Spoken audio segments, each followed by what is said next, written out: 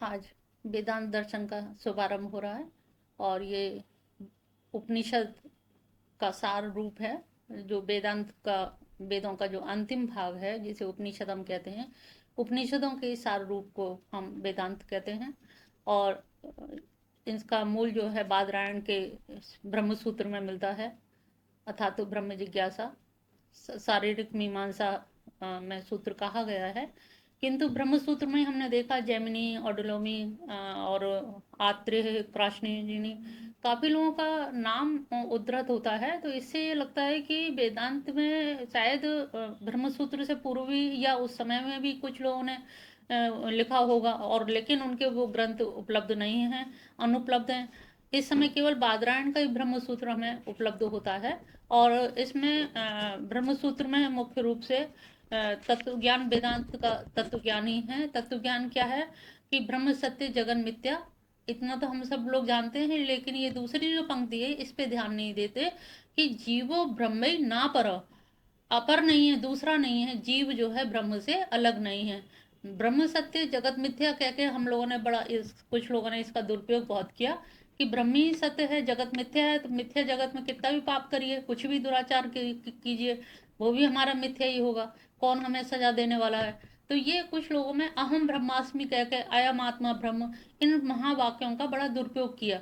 और बस सारे जो एक सोपान क्रमिक जो व्यवस्था होती है, जो चरित्र निर्माण होता है, या जो एक संस्कारी जो आपका जो समाज में जिनका प्रभाव पड़ना है, आप उनका वो श्रृंखल ढंग से व्याख्या करने लगे। और जो एक उपासना भाग है, उस उपासना भाग को उन्होंने बिल्कुल खंडित कर दिया कि मैं तो ब्रह्म हूँ, मैं तो आत्मा हूँ, प्रज्ञानम ब्रह्म। जब आत्मा हूँ तो मुझे कुछ करना शेष नहीं है, माना कर्म करना शेष नहीं, लेकिन उसकी एक कैटेगरी है, एक अवस्था है। एक अवस्था पे जाके कर्म करना वो हो सकता है कि जब तक आप व्यवहारिक सत्ता में रह रहे हैं, जब तक इस जगत में रह रहे हैं, जागतिक सत्ता है, जगत की सत्ता को नकारा नहीं जा सकता। आप उस जागतिक सत्ता में जो जगत की जो नियमावली है, जो चारित्रिक गठन है, या जो उपासना का है, इन सब चीज को आपको व्यवस्थित ढंग से जीवन बिताना चाहिए। जैसे योग में अष्टांग योग मार्ग बतलाए, बौद्ध में जैसे अष्टांग पथ बताए, तो इनमें पथ का बताने का मतलब यही होता है कि आप एक क्रम से जाइए ऊपर। अगर आप सीढ़ी से एकदम छत पे, तो वैसे भी छलांग नहीं लगा सकते। तो यहाँ पर एकदम अहम ब्रह्मास्मि का दुरुपयोग ऐसे ही हुआ कि हम एकदम छत पे चढ़ गए, उछल के कूद के। लेकिन वहां क्या हुआ, आपके चरित्र का गठन नहीं हुआ, आपकी वासनाओं का शमन नहीं हुआ, इंद्रियों का दमन नहीं हुआ। और दमन ना होने से आप कहीं ना कहीं दुराचारी हो गए, पथभ्रष्ट हो गए। तो ऐसे बहुत सारे लोग सन्यासी जो एकदम से छलांग लगा के सन्यास ले लिया, तो ऐसे सन्यासियों ने वेदांत का दुरुपयोग भी किया। तो यहाँ पर वेदांत का जो सबसे अच्छा वो है कि ब्रह्म सत्य जगत मिथ्या। जो दूसरी पंक्ति है, जीवो ब्रह्म ना पर, जीव जो है ब्रह्म से अलग नहीं है। और जिस समय आपको ये पता लग जाए कि मैं ब्रह्म रूप ही हूँ, ये बोध होना ही, इस बोध के लिए आत्मा वारे द्रष्टव्य, श्रोतव्य, मंतव्य, निधि ध्यासितव्य कहा जाता है। कि आप अपनी तरफ देखो, आप दुनिया को देखोगे, आप नेत्र बाहर देखते रहते हैं, लेकिन बाहर देखते देखते भी नेत्र जब थक जाते हैं, तो आदमी आत्मलीन होने के लिए नेत्र बंद करके आत्मलीन होता है। और तब देखता है कि मैंने जो श्रवण किया है, और यहाँ हमारे वेदांत में श्रवण पर विशेष ध्यान दिया गया है। कर्ण शस्कुली के माध्यम से जो शब्द अंदर जाते हैं, शब्दों का जो हमने श्रवण किया, जब श्रवण करेंगे तभी मनन कर पाएंगे, और मनन करने के बाद ही निधिध्यासन हो पाएगा। तो यहाँ पर मेन भूमिका, मूल सूत्र क्या है? श्रवण। श्रवण गुरुजनों के सानिध्य में, वो या स्वाध्याय के द्वारा हम आत्मसात करें, गुरुओं की बातों को सुनकर के हम आत्मसात करें। और जब तक मनन नहीं करेंगे, तार्किक रूप से नहीं समझेंगे, तब तक आप आत्मा को नहीं जान पाएंगे कि मैं कौन हूँ। आप बस केवल रिश्तों में बंध के चले जाएंगे और जीवन का अंत हो जाएगा। तो वेदांत ये बताता है कि जीवो ब्रह्म नाव परा। तो आप उससे अलग नहीं हैं, आप वही हैं, लेकिन तत्वमसि, लेकिन उस तत्व और त्वम, इनको समझना होगा कि जो वो है, तुम वही हो। तत् और त्वम में शंकराचार्य ने भी जो बात की है, तत् और त्वम में कहा है, अस्मद युष्मद में उन्होंने वार्ता की है। तो तुम वही हो, लेकिन इसका बोध होना, बोध वृत्ति पैदा होना, ये सबसे कठिन कार्य है जिसके लिए हमें ज्ञान की आवश्यकता पड़ती है। और वेदांत को इसीलिए कहा गया ऋते ज्ञानान मुक्ति, कि ज्ञान के बिना मुक्ति नहीं है। आप कितनी भी चीजें कर लें, अगर आपके पास आप उपासना भी कर रहे हैं, उपासना में भी आपका कहीं जब उपासना पराकाष्ठा पे पहुंचती है तो वो भी ज्ञान के क्षेत्र में पहुंच जाएगी। जितने ऊपर आप जाओगे वहां पर, जैसे कहते हैं ना, मनुष्य जितनी ऊपर पहुंच जाता है उसके विचारों में सब में साम्य सा दिखने लगता है, बहुजन हिताय की भावना आने लगती है। तो इसी प्रकार से जब पराकाष्ठा पे आप जाएंगे तो वहां आत्मलाभ करने के लिए सबके विचार भी, सब लाभ भी आपको उसी तरह के मिलेंगे कि हमें आत्मलाभ करना है। तो ज्ञान, सबका ज्ञान एक ही है, एक ही सा है। लोग बस व्याख्यायित भिन्न भिन्न प्रकार से कर देते हैं, लोगों की बात करने में अलग अलग हो जाते हैं। राधा कृष्णन ने कहा है कि जैसे हम सभी लोग परा अनुभूति करते हैं, परम तत्व की अनुभूति करते हैं, लेकिन समस्या तब आती है कि अनुभूतियों में जो भेद पाया जाता है, जो अंतर पाया जाता है, वो भाषागत हो सकती है, वैचारिक हो सकती है। कि भाई मेरा व्याख्या करने का तात्पर्य है कि बहुत बढ़ा चढ़ा के बताना, अरे क्या बताएं, बहुत आनंद आया। एक ये कि हाँ आनंद आया, एक ये कि हाँ ठीक लगा। तो वही है, एक ही बात को व्याख्यायित करने में वो भिन्न हो जाती है, चीज सबको एक सी अनुभव होती है। अनुभव की जब व्याख्या की जाती है, अनुभव की व्याख्या से ही गड़बड़ी हो जाती है। बंगाली आदमी बंगाली की भाषा में बंगाली में करेगा, अंग्रेज अंग्रेजियत में करेगा। तो अब हर व्यक्ति की अपनी अपनी भाषा शैली होती है अपने वर्णन करने का। तो वर्ण में एकम सद विप्रा बहुधा वदंती, तो एक है, लेकिन विद्वत जन जब उसकी व्याख्या करते हैं तो बहुत व्याख्याएं हो जाती हैं, जिसमें हमारे पूरे शास्त्र भरे पड़े हैं। और शास्त्र जो इतने सारे हैं वो इसीलिए हैं कि बात तो एक ही थी, ईश्वर तो एक ही है, ब्रह्म तो एक ही है, लेकिन व्याख्याएं इतने शास्त्रों में भरी है। वो क्यों है? क्योंकि सबने अपने अपने ढंग से व्याख्या की है। किसी को किसी तरह से समझ आती, हम भी हैं, हमें भी किसी की बात अच्छी लगती है, किसी की समझ नहीं आती है, किसी की बहुत अच्छी लगती है। तो ये जो चीजें होती हैं इनका कारण भी रुचि वैचित्रता कह लीजिए, या मनोभाव कह लीजिए, या बौद्धिक स्तर कह लीजिए, या देश काल परिस्थिति, उपाधिगत उसको हम जोड़ सकते हैं कि हर व्यक्ति का अपना मानसिक स्तर है। जो वो जिस मानसिक स्तर पे होगा वो उसी स्तर से उस चीज को समझेगा।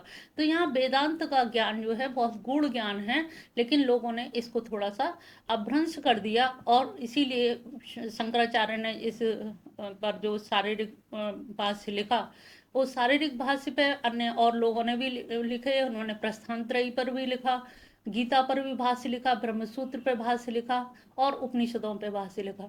तो और ये पहले परंपरा थी कि किसी चीज की अगर हमें स्थापना करनी है, किसी मत की या सिद्धांत की या किसी दर्शन की, तो ये प्रस्थानत्रयी पर हमें व्याख्या या भाष्य लिखने जरूरी हैं। और इसी से अन्य लोगों ने भी भाष्य लिखे, लेकिन कोई कोई भाष्य बहुत ज्यादा पॉपुलर हो गया। रामानुजाचार्य ने भी लिखा, वल्लभाचार्य ने भी लिखा, और कुछ भाष्य ऐसे हैं। अब जब हम ब्रह्मसूत्र पे भाष्य की चर्चा करते हैं तो हमें शंकराचार्य ही याद आते हैं, हम उन्हीं की ज्यादा विशेष रूप से बोध करते हैं। क्योंकि शंकराचार्य ने जिस समय में 8वीं शताब्दी में जहाँ पर बड़ी त्राही त्राही मची हुई थी, वेदों का भी खंडन हो रहा था, कुमारिल भट्ट और ये लगे हुए थे उसमें भी। तो इसी समय 7वीं शताब्दी में कुमारिल भट्ट आए, तो 8वीं शताब्दी में इनका इतने कम समय में ये एक ऐसी अलौकिक प्रतिभा की तरह से आए कि उन्होंने 32 साल की उम्र तक में सारे मठ भी तैयार करा दिए, सारे स्थान, सारे शास्त्रों का अध्ययन भी कर लिया, सारे भाष्य भी, ब्रह्मसूत्र भी लिख लिया, सारे भाष्य लिख दिए, 10-11 उपनिषदों पे, 10 उपनिषदों पे भाष्य लिखे। तो ये सारा जो उन्होंने कर दिया, इतना सारा काम, तो हमारा जनरल जो है धारणा, जनरल उनके तरफ ही जाती है कि शंकराचार्य ने वेदांत दर्शन को, वेदांत को एक तरह से जाना ही उन्हीं के नाम से जाता है। यहाँ पर बादरायण के भाष्य की भी इतनी व्याख्या नहीं होती जितनी कि शंकराचार्य के भाष्य की होती है।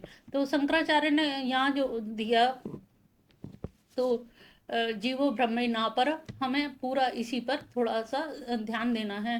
तो शंकराचार्य से प्रेरणा पाके जैसे अन्य लोगों ने किया, भाष्य सबने लिखे और वो बड़े पॉपुलर हुए। ब्रह्मसूत्र जो है वह उसके हमारे जीवन के लिए और साधना पथ के लिए बड़ा आवश्यक है। उसमें जो सूत्र, जो साधन चतुष्टय बताए गए हैं, साधन चतुष्टय से जीव का कल्याण हो सकता है अगर वो सही ढंग से साधन चतुष्टय को ध्यान रखे।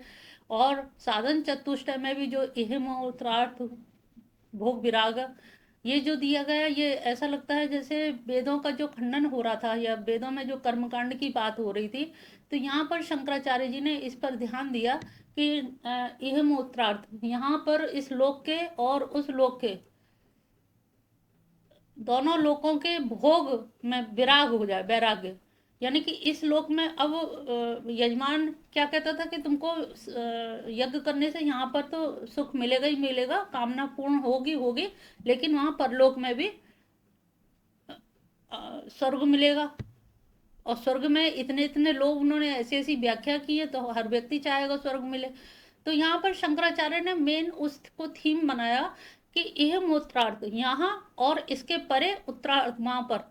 तो यहाँ और वहाँ दोनों ही जगह पर आप भोग की भावना त्याग दें कि आपको वहाँ स्वर्ग मिलेगा, इसलिए आप यहाँ अच्छे काम कर रहे हैं तो वो भी सकाम हो गए। आप यहाँ नैतिक जीवन जी रहे हैं क्योंकि वहाँ स्वर्ग मिलेगा, तो इसलिए भी। तो उन्होंने कहा यहाँ पर भी, यह लोग भी और परलोक भी। तो उनका साधन चतुष्टय बहुत उपयोगी है, सभी के लिए उपयोगी है, वो वेदांती हो या कोई भी हो। तो यहाँ पर ब्रह्म को आत्मा से अभिन्न माना गया है। आत्मा सभी के मन में है, सभी के पास है, सभी के देह में है, पर देह है। और देह में आत्मा है तो इसका मतलब देह में ब्रह्म है।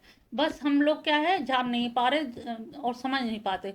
और कभी कभी कहीं कहीं सगुण को भी, सगुण ब्रह्म भी माना गया है, सगुण ब्रह्म की भी उपासना। सगुण में हमारा वैष्णव वेदांत आ जाता है, वैष्णव वेदांत है, शैव वेदांत है, शाक्त वेदांत है। इस तरह से वैष्णव वेदांत को भी आ जाता है।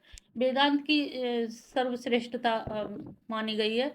और जब हम वेदांत की शुरुआत करते हैं तो इसमें तीन विशेष रूप से सिद्धांत हैं, आरंभवाद है और परिणामवाद और विवर्तवाद। तो अब एक प्रश्न उठा करता है अक्सर कि जब अभी बताया कि वेदों को स्थापित करने के लिए कुमारिल भट्ट को, मंडन मिश्र को, सभी को बड़े प्रयास करने पड़ रहे थे। उसी समय में कहा गया कि शंकराचार्य जो आए ये प्रच्छन्न बौद्ध हैं। लोगों ने इन पर आरोप लगाए कि ये प्रच्छन्न बौद्ध है, और उसके लिए उन्होंने बहुत सारे तर्क भी दिए कि वो प्रच्छन्न बौद्ध कैसे हैं, किस तरह से हैं। तो उन्होंने कहा कि ये इनका जो मायावाद है, ये इन्होंने इनका जो अद्वैतवाद है और महायान से निकला है। इनका अद्वैत वेदांत जो है महायान से निकला है, क्योंकि महायान भी यही मानता है कि सब कुछ असत और नित्य है। क्योंकि मायावाद क्या है, उन्होंने कहा ब्रह्म सत्य जगत मिथ्या, सबको मिथ्या कहा। तो उन्होंने कहा ये जो मिथ्या कहा है या माया कहा है, ये सारा का सारा मिथ्या जो है, ऐसे ही यही तो महायान मानता है। तो आपने इसका मतलब बौद्ध, और बौद्ध पहले के हुए, ये बाद में हुए, तो इसका मतलब आपने वहीं से लिया है। तो ये इनके ऊपर आरोप लगा, ऐसा भास्कराचार्य ने कहा। दूसरा माधवाचार्य ने कहा कि शंकर का ब्रह्म जो है नागार्जुन के शून्यवाद से मिलता जुलता है, दोनों एक ही हैं। उनका शून्यवाद और इनका ब्रह्म, वो भी दोनों में कोई भेद नहीं है, दोनों ही निर्गुण निराकार को मानते हैं। कर्म का खंडन इन्होंने किया, तो वो कर्म कांड का खंडन इसलिए किया कि कर्म कांड के बोझ तले जनता दबी जा रही थी। लेकिन यहाँ पर कहा कि कर्म का खंडन जो है बौद्ध दर्शन में भी हुआ है, बौद्ध भी कर्म को नहीं मानते हैं। तो इसलिए यहाँ पर खंडन, कर्म का खंडन करने में दोनों समान हैं। शंकर की जो जीवन मुक्ति है और उसको एक आदर्श रूप माना है समाज का। तो यहाँ बताया गया कि वो वैष्णव, ये निर्वाण की जो कल्पना है बौद्ध की, निर्वाण की कल्पना के काफी सन्निकट है जो माना गया है इसमें। शंकर ने बोध को या बोध वृत्ति कहिए या चित्त वृत्ति को परम तत्व के से निरूपित माना। और ये वैष्णवों ने कहा, उन पर आरोप लगाए कि ये विज्ञानवाद का मत है, बौद्ध के विज्ञानवाद का मत है, उससे मिलता जुलता है।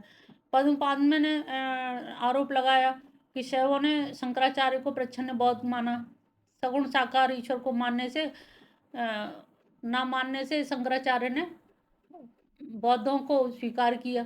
तो यहाँ पर सभी लोगों का एक ये मत था कि शंकराचार्य जो है इन्होंने काफ़ी कुछ चीज़ें महायान से ली हैं, नागार्जुन के शून्यवाद से ली हैं, और इन्होंने कर्म का खंडन किया है। बौद्ध भी कर्म का खंडन करते हैं, और विज्ञानवाद का जो मत है वो इनके परम तत्व के मत से मिलता जुलता है। तो इस प्रकार से उनका काफ़ी कुछ प्रच्छन्न बौद्ध के मत में की तरफ लोगों ने समर्थन किया। लेकिन प्रच्छन्न बौद्ध मानने से पहले हमें ये देखना होगा कि वास्तव में उन्होंने जो कर्म का खंडन किया है या परम तत्व का निरूपण किया है वो किन परिस्थितियों में, या मायावाद है, किस आधार पे ये कहा जा सकता है कि ये महायान से मिलता हुआ है। क्योंकि उपनिषद तो बौद्धों से पहले के थे, तो वो कहते हैं कि कर्मों का निषेध तो हमारे उपनिषदों में भी किया गया है। जब उपनिषदों में कर्मों का निषेध है तो हमने तो उपनिषद से ही लिया है। वेदांत का मतलब ही है उपनिषद, तो उपनिषद में ही कर्मों का खंडन है, तो उपनिषदों से हमने लिया। और बौद्धों से भी पहले उपनिषद थे, तो बौद्धों ने भी उपनिषदों से काफ़ी कुछ चीज़ें ली। अब हुआ क्या, बौद्धों ने भी उपनिषद से लिया, केंद्र में उपनिषद रहे, और शंकराचार्य ने भी उपनिषद से लिया। तो अब जब एक ही जगह से कोई, एक ही जगह से, एक ही जलाशय से दो घाटों से पानी भर रहे हो, तो जल तो वही होगा, जलाशय का जल तो वही रहेगा, वो घाट जरूर अलग अलग है। तो घाट अलग होने के कारण आप ये नहीं कह सकते कि दोनों एक ही चीज़ है। तो जो उपनिषद में जो ज्ञान की या परम तत्व की व्याख्या की गई है, जो मायावाद का विवेचन किया है, जो कर्मों का अवहेलना की गई है, जो ध्यान पर विशेष ध्यान दिया गया है कि ध्यान के द्वारा, निधिध्यासन के द्वारा ईश्वर को, बृहदारण्यक उपनिषद में तो स्पष्ट है, श्रवण मनन निधिध्यासन मुख्य रूप से उसका विवेचन किया गया। तो उन्होंने कहा मेरा जो भी कुछ है वो उपनिषद पर है, और उपनिषद जो है बौद्धों ने भी उपनिषद से लिया।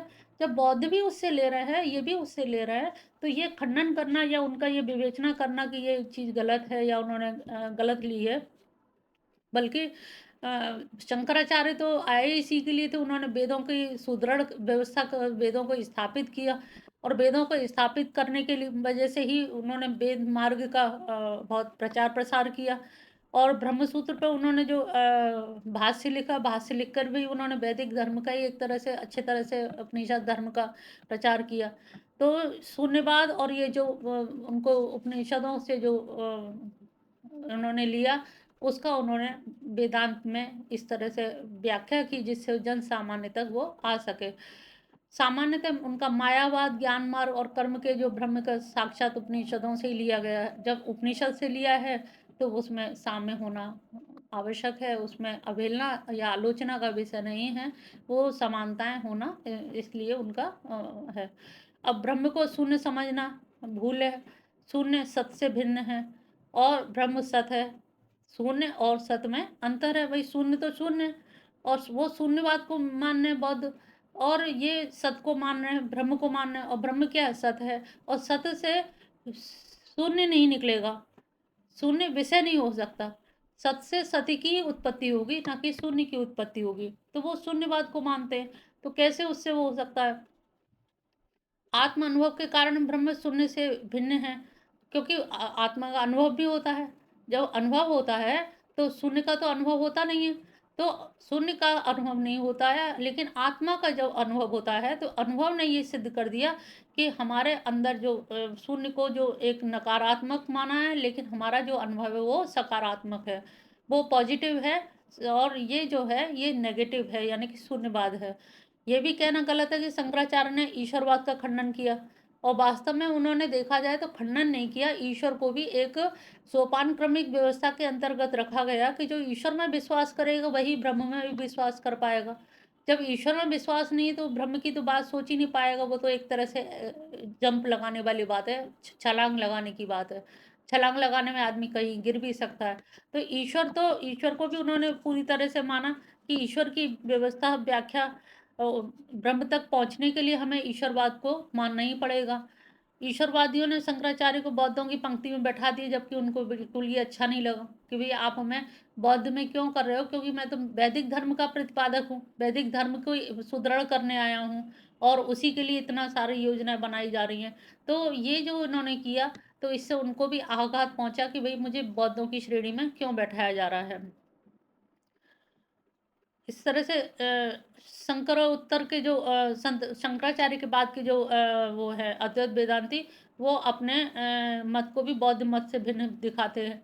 हर्ष ने भी कहा है कि जिन्हें हम शून्यवादी समझा जाता है, कहा है कि अद्वैत वेदांत तथा शून्यवाद विज्ञान के में अंतर है। भाई शून्यवाद और उसमें अंतर तो हो गई, और सबसे बड़ी मुख्य बात उन्होंने जो एक शब्द में कह दी कि ब्रह्म जो है सत है और सत से शून्य की उत्पत्ति नहीं हो सकती, बस ये इतना ही पर्याप्त है। बौद्धों की दृष्टि जहाँ व्यतिरेक पे है, तो वहाँ पर हमारे जो अद्वैत वेदांत की जो दृष्टि है, सर्व खलमिदम, सारा जगत, सारा का सारा सर्व खलमिदम आ गया ब्रह्म। तो वो क्या है, हर जगह अन्वय के भाव से आ गया, अन्वय दृष्टि हो गई कि जहाँ भी देखोगे, जो भी देखोगे, सारा कुछ खचाखच कूटस्थ न्याय की तरह से वो ब्रह्म ही खचाखच भरा हुआ है पूरे संसार में। कण-कण में ब्रह्म ही व्याप्त है, किसी अन्य चीज़ की कोई जगह ही नहीं है। सर्व खलमिदम विश्व कह दिया, पूरा विश्व है, पूरे आत्मा है, सब मनुष्य हैं, सबके अंदर ब्रह्म है, मनुष्य के बाहर भी ब्रह्म है, अंदर भी है, जगत के बाहर भी है, जगत के अंदर भी है। तो इस तरह से पूरा जगह पर जब ब्रह्म की स्थापना हो गई, तो वहाँ पर शून्यवाद का नकारात्मक पक्ष अपने आप ही समाप्त हो जाता है। लोगों की दृष्टि भेद ज़रूर होता है, या कहा जाता है जब कोई ऊपर उठता है तो लोग कुछ ना कुछ आक्षेप लगाते हैं, और लोगों ने उसकी व्याख्या बौद्ध के उससे करके उनको नीचा दिखाने की प्रयास किया, जबकि उन्होंने इसीलिए तर्क से खंडन किया कि भई उनका जो शून्यवाद है वो हमारे ब्रह्मवाद से बहुत निहायत अलग है। और जो हमारी उक्तियाँ हैं सर्वखलमिदम, ये ऐसी उक्ति है जिसमें सब समा जाते हैं और हमारा भी अस्तित्व विद्यमान रहता है। यहाँ पर आत्मा के स्वरूप को भी उन्होंने स्वीकार किया, आत्मा के विषय में बताया कि ये तत्व आत्मा है, एक ही तत्व है, और ये आत्मा ज्ञान स्वरूप है। इसको ज्ञान लेने की ज़रूरत नहीं है, ज्ञान का आगंतुक धर्म नहीं है, जैसा कि न्यायिक ने कहा।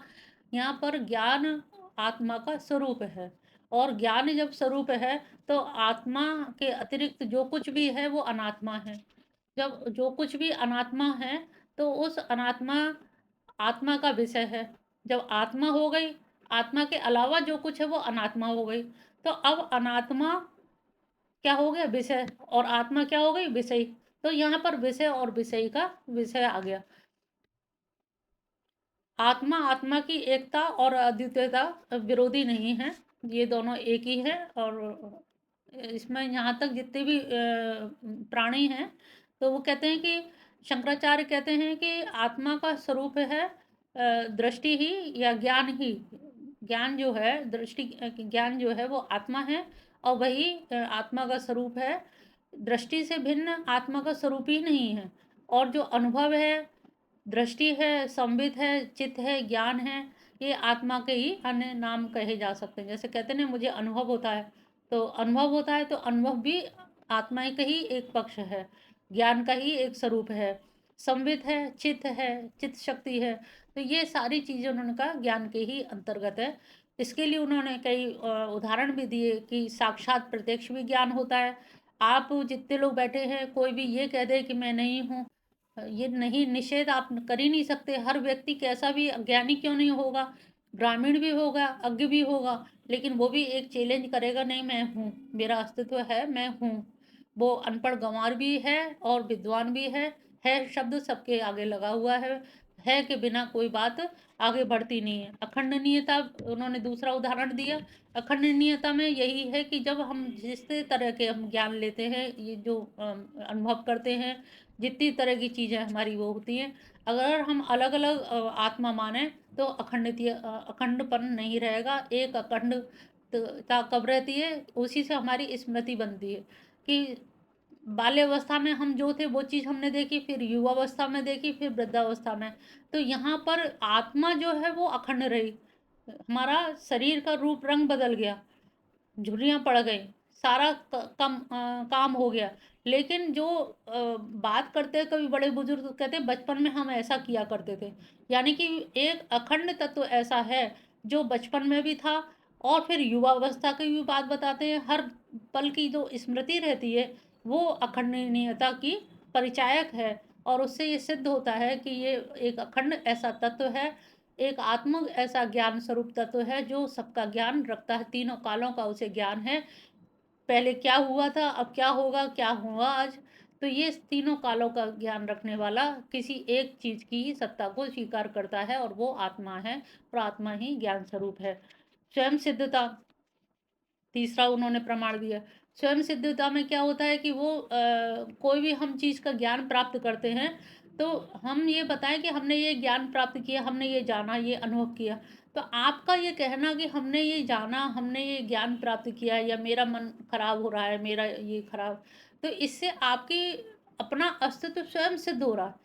आपको अब आत्मा बतानी नहीं पड़ेगी कि आपके अंदर आत्मा है, वो स्वयं ही सिद्ध हो रही है, स्वयं सिद्धता है। आप कोई भी कार्य करते हैं, मैं जा रहा हूँ, मैं काम करूँगा, मैं पढ़ूँगा, मैं लिखूँगा, तो ये जो मैं शब्द है, ये आपकी अखंडनीयता के साथ-साथ स्वयं सिद्धता भी है। स्वयं को ही सिद्ध कर रही है कि आप किसी भी पल मैं का अस्मत् का उपयोग करे बिना, अस्मद् युष्मद् का प्रयोग में ही व्यवहार जगत चलता है। मैं और तुम, इसके बिना व्यवहार नहीं चलता।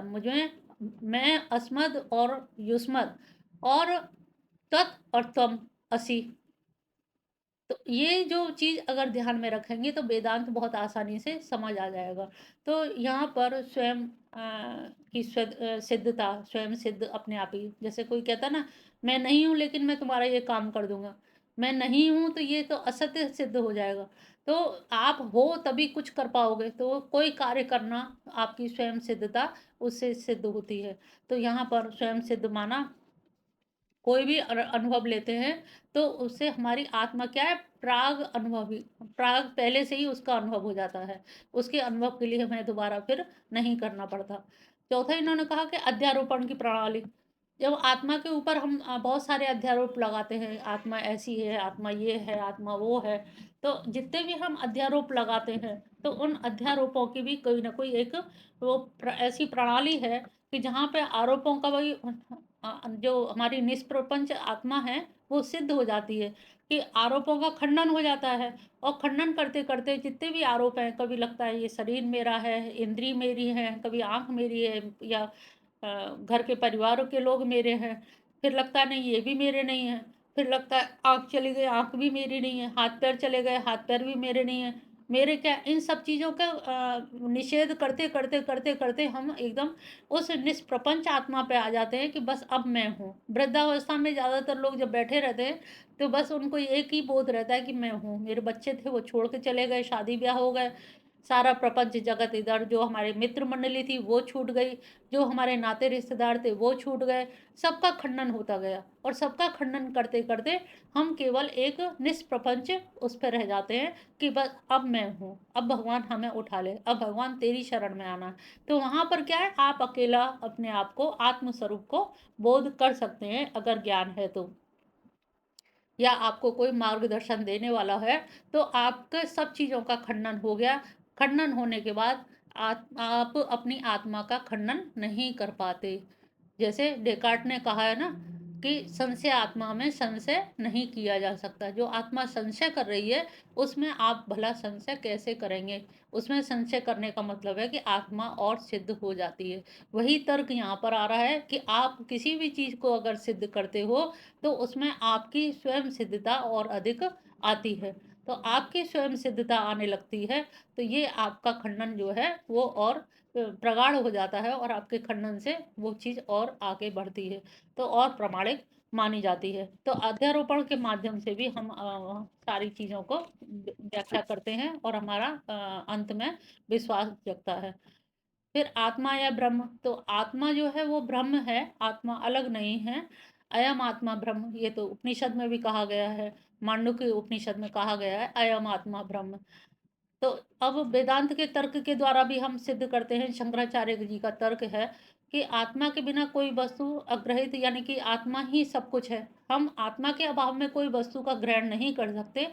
आत्मा ही यहाँ पर सब कुछ है। इसको जाने बिना उन्होंने एक आत्म व्यतिरेक भावात कहा है कि आत्मा के बिना, आत्मा है तभी सब कुछ है, आत्मा नहीं है तो कुछ नहीं है। अब हमारे शरीर में हम जो बोल रहे हैं, जो कर रहे हैं, वो किसकी वजह से? आत्मा के कारण। अगर आत्मा निकल जाए तो हम बोल ही नहीं सकते। इंद्रियां यहीं रहेंगी, हाथ पैर यहीं रहेंगे, मन भी रहेगा, बुद्धि भी रहेगा, अंतःकरण भी रहेगा, लेकिन फिर भी बोलने की क्षमता, सामर्थ्य नहीं रहेगी। तो ये जो सामर्थ्य है, ये सामर्थ्य हमें किससे मिली है? आत्मा से। और आत्मा ही है जो सब जीवों में विद्यमान है। आत्मा ही है जो व्यवहार जगत चल रहा है, या प्रातिभाषिक सत्ता चल रही है, या पारमार्थिक सत्ता, सारी चीजों का आधार आत्मा ही है। मंडन मिश्र का तर्क देते हैं कि वो इस तर्क के अतिरिक्त एक प्रमाण भी उन्होंने दिए। वे कहते हैं कि भेद नामक पदार्थ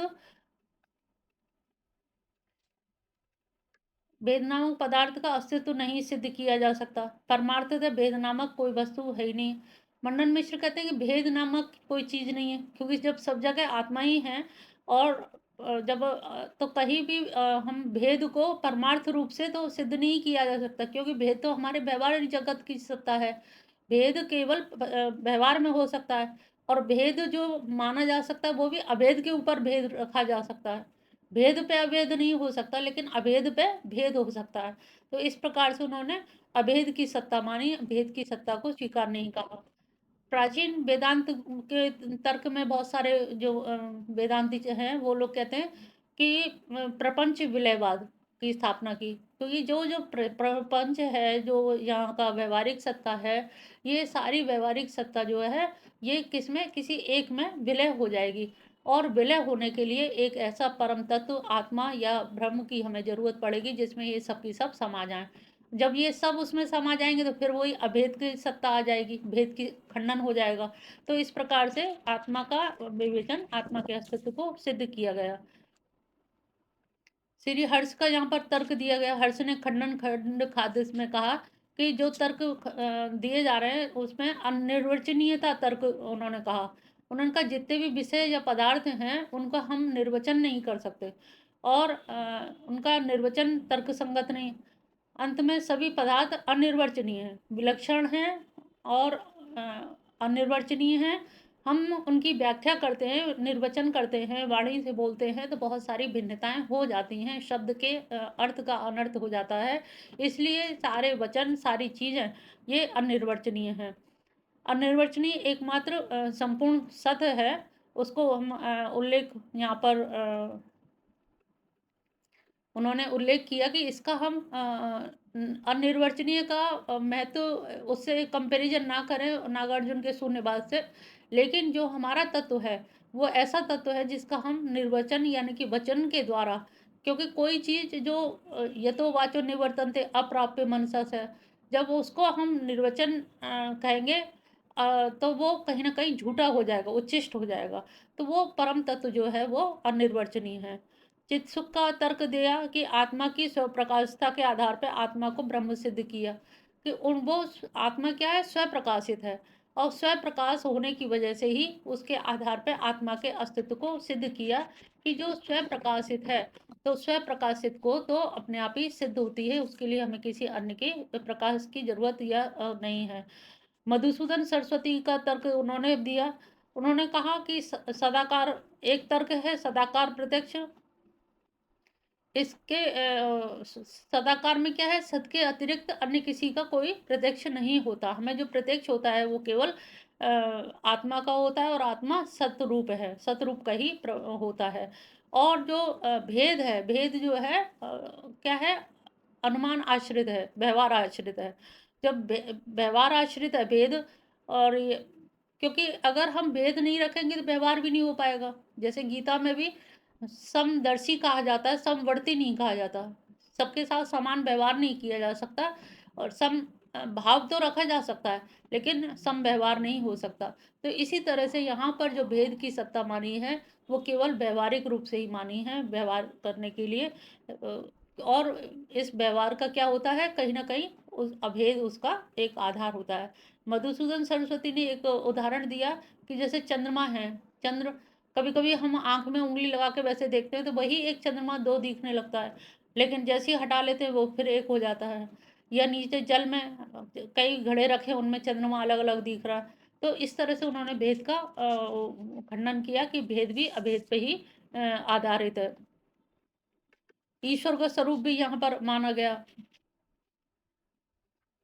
वादरायण ने ब्रह्म की परिभाषा देते हुए कहा ब्रह्म वह है, जैसे कि भागवत में हमने कहा जन्मा पहला जो सूत्र है भागवत का, जन्मादस्य यतः, ये बादरायण का ही ब्रह्म सूत्र का पहला वो है। तो यहाँ पर बादरायण ने ईश्वर की सत्ता के लिए उसी चीज को रखा कि जिससे जन्म होता है, उत्पत्ति होती है, और पालन पोषण होता है और संहार होता है। तो ये तीनों लीलाएं जो होती हैं, जो संसार का विलय है या प्रलय होती है, उत्पत्ति होती है और पालन होता है, इन तीनों के को रखने वाला, तीनों की सत्ता को मानने वाला जो है वो हमारा ईश्वर ही है और ईश्वर की सत्ता को वो मानते हैं। लेकिन शंकराचार्य ने इस परिभाषा में ये कहा कि ईश्वर दरअसल अनुभव की प्रत्यक्ष की वस्तु है, वो अनुमान की वस्तु नहीं है, अनुमान गम्य नहीं है। हम उसे ये माने उस किसी ने जगत की रचना की होगी इसलिए कोई ईश्वर होगा। वो कहते हैं नहीं, वो साक्षात है, उसका प्रत्यक्ष करिए, वो आत्मा रूप में है, एक है, सत्य है, सबके पास है, आप स्वयं अनुभव करिए तो वो प्रत्यक्ष मानते हैं, वो अनुमान गम्य नहीं मानते। तैत्तिरीय उपनिषद से ज्ञात होता है कि ब्रह्म का आधार, स्रोत और अंत उपनिषदों में भी ब्रह्म को ईश्वर के रूप में ही माना गया है। जो जगत की उत्पत्ति करेगा, पालन करेगा तो निश्चित रूप से उसका कोई ना कोई साकार रूप मानना पड़ेगा। तो ये जो सृष्टि हमें दिखाई दे रही है और जो भी चीज़ है वो भगवान ब्रह्म के साकार स्वरूप ने जिस तरह से इसका किया है, तो इसमें एक प्रयोजन मूलक तर्क हमें दिखाई देता है कि ईश्वर की सिद्धि या ब्रह्म का साक्षात्कार करने के लिए ये जगत की सृष्टि हुई है। देखा तो ये सब जो हमें नाम रूप उपाधिकृत ये सारा जो जगत दिखाई दे रहा है, इस जगत में देश काल परिस्थिति में हम ये जो कर्ता भोक्ता का जो संयुक्त है, कर्म फल का जो संबंध है, इनका मन से भी मतलब उनका चिंतन हम सही रूप से व्याख्यात मन से भी नहीं कर सकते, वाणी से भी नहीं कर सकते हैं। वो अनुमान से तो हम साधारण मनुष्य लगाते हैं अनुमान किसे कि ईश्वर है, लेकिन शंकराचार्य सीधे कहते हैं कि वो अनुमान की वस्तु नहीं है, वो सीधे सीधे हमारे वो है। और ये प्रयोजन मूलक तर्क को महत्व देते हैं, कहते हैं कि ये वास्तव में कांट की तरह से शंकराचार्य ने भी प्रयोजन मूलक तर्क को महत्व दिया कि प्रयोजन है जीव कैसे ईश्वर को प्राप्त करे। तो जन्मादस्य ये तो को उन्होंने सारा जगत जो है उनसे जब उन्होंने पैदा किया है, जैसे कोई माँ बच्चे को पैदा करती है तो बच्चे में उसका खून होता है, उसकी आदतें होती हैं, उसकी चीज़ें होती हैं।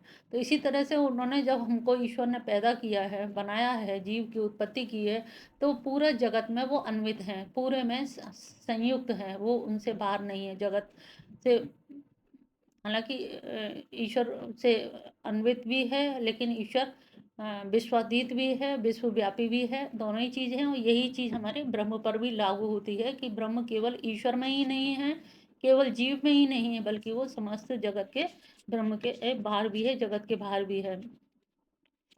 इस तरह से हम जो उत्पत्ति जगत के और जीव की उत्पत्ति और प्रलय और पालन, इसको अगर हम कहते हैं तो भगवान का तटस्थ रूप माना जा सकता है। और उनका जो स्वरूप लक्षण है, स्वरूप लक्षण में क्या है, वो सत्य है, चित हैं और आनंद है, ये उनका स्वरूप लक्षण है। और तटस्थ लक्षण क्या है कि जगत की उत्पत्ति करते हैं, पालन करते हैं और प्रलय करते हैं।